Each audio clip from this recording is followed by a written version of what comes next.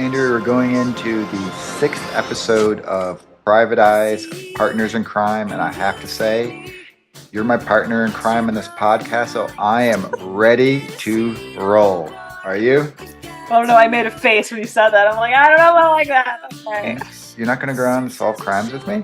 Uh, okay, maybe. Okay, Jeez. I can do that. Well, let's dive into it. As I said, my children are out there by themselves, and gosh knows what they're getting into at this point. One just threw an apple into the toilet. So here we go. It's what young boys. Shade and Angie go undercover to try to expose a con artist. Angie, Jules, and Don give Shade romantic advice. So I watched this, probably after we recorded the last episode. And at first I was kind of like, what was this episode about? And then I had to read through my notes, and then I'm like, oh, yeah, it's the speed dating one. So for me, another fun episode. I think that they connected dating with each character. I found that to be great. How Jules, how the father, Matt and Angie, they all tied into that overall mystery with the dating game. So I think that was a fun concept. And I thought it was kind of a fun, sophisticated, like dating scam that was happening as well. I don't know if that could really happen, maybe, I guess. But to me, again, it's a great episode. I know did you dive in? You said you were going to keep watching them. No, You didn't? I was I going guilted you to. into. Yes, you did. I was like totally prepared to. And then, I guilted you. yes, you That's wouldn't let funny. me. Well, shoot. Well, you can watch it after we're done recording here. That could be your tonight's episode to watch. Dive into episode 7. No, tonight's episode is me editing this to get it up a day late. So for Whoops. everyone out there, I I get think a you should release Hannah first, and then do this one second, since Hannah okay. just has comes out. Well, I get a So, text this morning from Andrea complaining like, "Hey, where's the new episode?" To which my response was, "Yeah, my co-host said she couldn't record until today." So, I totally forgot. Like I was thinking we already recorded something for this week, and then I'm like, oh, yeah, that's right. yes. My bad. Well, what did you like about this one? I liked, I referenced it last week as my favorite scene, but that Shay did a callback to last episode with his little stride of pride comment to Angie in it. And so I like the fact that while each episode is, self-contained, by doing some little callbacks to that, it sort of keeps the whole story turning into like a season long story by tying things in from other episodes. But you don't have to watch them. You still will know what's going on and you can just enjoy it if you want to just hop in for one. But it also has that underlying references to other ones. And that was just an example of it. So I'm really liking that. And you mentioned it, the speed dating. What a fun backdrop for a mystery. It just gives you like the romance thing into it, but it also gives us some of that, the mystery of what they're doing. And we've talked about, we did it with Spencer sisters as well. It's just fun when it's not always a murder. They have like other crimes. And I really liked that. And the speed dating by them both going through and doing it, it gave us just that opportunity for, tons of great witty dialogue between the two of them. Their banter is one of the things I most like about this. And that's just like throw gasoline on their ability to banter and harass each other about it. I also, like you mentioned, I like the fact that Jules was going on a date. The dad who cracked me up when he was getting ready for his date. I don't even know if that's a real dating site or not, but I found it really funny. And then, seeing Matt with a love interest, it was fun. Now, granted, it didn't turn out great, but it was still fun seeing him, connect because for me, the more that him and Angie stay partners and not romantic and sort of go other ways, the better for me. I don't know if they get, I'm guessing at some point they do, but I hope they don't get together. I really do. Well, what we didn't like, the only thing I have is no Detective Nolan. So that was the only bummer. Otherwise, I thought this was another solid episode. When your only complaint is a character's not in it, I think that that's a great thing. What about you? I didn't. I said I love this episode, so there really isn't anything I didn't enjoy. It was a really good episode, and it's kind of like since we are going to air this one, I guess after Hannah, but it there's only so much time, right? And so yes, we'd love to have him on there, but he didn't fit in this case, No. so we Yeah. don't get to see him. So Yeah. I agree with you. Anytime we can get some Angie and Detective Nolan in there, I'm all down for. Well, what we thought of the actual mystery, I enjoyed it. I thought it was kind of an easy con to spot in terms of like, who Shade was falling for. It's like clearly this lady is probably bad news. Like Right. he's not gonna fall for the person. They're not gonna make it that easy. You know, how obviously Detective Nolan and Angie, they're gonna have to work for that relationship and kind of keep it secret.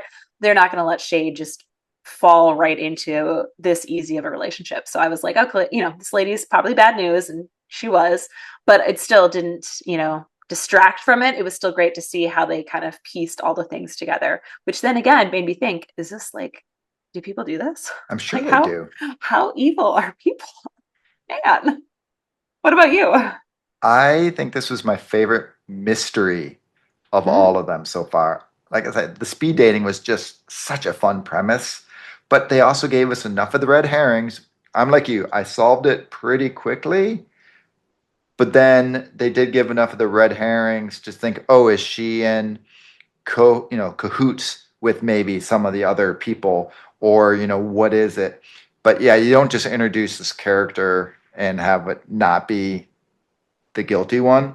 But I also thought, like I said, the red herrings were just good enough to keep enough focus off of her. And then I liked the twists with the Kevin McGarry character and the Troy. Like Oh yeah, I forgot Kevin McGarry's in this. Yes. when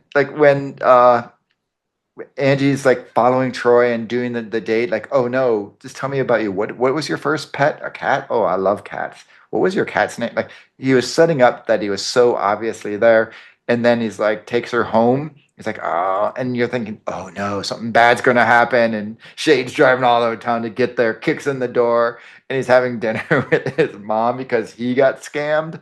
That Yes. was I absolutely loved that scene. And then Kevin McGarry being the actor who whatever was just in there to get the dating going and stuff like that. I thought they did a really good job with those red herrings, even though I didn't think they were you know the bad guy per se.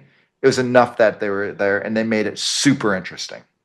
And he was in this week's Hallmark movie. So like Kevin McGarry is just everywhere for us this week. So, like it was, so I guess it's Allie and Kevin month. I know. Well, I was looking through IMDb to kind of see like ratings wise to see what stacks up. So of the first six that you've seen, which one is your favorite? Well, I had a comment about those IMDb ratings too. This is my Oh, I think this is my favorite. okay. So I think that is so far, that is the top one. Right. So this is the highest rated one. For me, mm, mm, mm, mm, I think mine was probably I really liked the first episode, and that one has the lowest ratings. But if this is like a foreshadowing for things to come, they just go up. So next Right. episode is up, and then it goes up again, and then it stays the same, and then the last episode of the season is the highest rated one. So how interesting! I really appreciate you taking my things to look forward to right out of. Well, I guess Well, I sometimes they steal don't your. match up. I always steal your whatever Oh, that's what you character were looking for. Oh, corners. funny.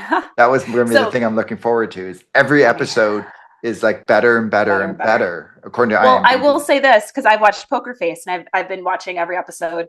I binged it all until I got caught up, and the one that is pretty low rated, I actually really enjoyed. It was the cop one, the one with the Way Home actor in it. I'm spacing on the guy, the dad, Oh, yeah, and yeah. so people didn't like that one. He was like the Gator guy, so I thought that was interesting. I'm like, oh, I actually really enjoyed that one. The one I liked the least has decent ratings. It was one of the later ones with the TV. So if anyone's watched that one wasn't my favorite. The one where she was actually dating a guy, and then that's all I'm going to say because in case I don't want to spoil anything because we're not reviewing that. So just heads up. I'll stop there. Thank you. All right, so let's head back into Private Eyes. Standout senior performance. For me, I think the final scene where she's on the computer downloading information, she thinks she's nailed it. And then Matt's behind her, playing the song and just catching her in the act. I think that was just my favorite scene of just like the smugness in her and then him being like, Yeah. what are you doing? Sarah McLachlan, come Right. on. What about you? I would fall for Sarah McLachlan because I think she's fantastic. So it wouldn't have been a fake one for me, but it goes with my Jewel thing, like that whole Lilith Fair band stuff. I like all those singers in the '90s. I went with Veronica, who's the she was the bad guy in this one. She's played by Natalie Brown because I'll admit I'm terrible with accents, but she's from Toronto, so she's not even from Quebec or anything like that. So having that French accent in there and all that, I thought she did a good job. And like for being the person, I thought she did a good job. Granted, it's the role she was giving, but she nailed it. And like when you said, that final scene when she's still trying to play him and everything like that, and then she realizes I'm busted. What does she do? She just flips into, "Hey, we'll make money together. Come on and work with me there." So I thought that was pretty awesome. So she's a fun character. I almost gave it to the dad just because I love the dad with his Oh yeah. dating and stuff. But I thought you It's would do fun. because you always, if there's someone Yeah, picked out the over, standout scene. anyone over 70, they always get your Well, we standout don't thing. we usually do standout senior performance, not necessarily a character Uh, always in these. So I picked my scene. okay. I mean, really, final thoughts. I wrote these are great bite-sized mysteries. They are a good throw on and watch. I could see this becoming one of like my diagnosis murder, Monk, Murder She Wrote. Like Rosemary and Thyme will become that too after I watch this last episode. All the ones where you've seen and you can easily throw it on and have it as background. So those are my background if I'm working because I don't have to totally focus on the episode because I know what's happening. So this would totally fall in alignment, I think, there. So that's high praise. I'll go back. Okay, if you want me to give a scene when they finish their speed dating and they're walking away, and he's talking to her, and her phone's just like bing, bing, bing, and his is nothing. And he's like, "Oh, I gotta be whatever wrong." That was like hilarious because her phone was there. I thought that was quite funny. And then at the end when they fixed the thing, and then his phone was popping off and stuff. But any of those, also those speed dating type things, when it's like that montage type of speed date, like I say, it just made for such a fun episode.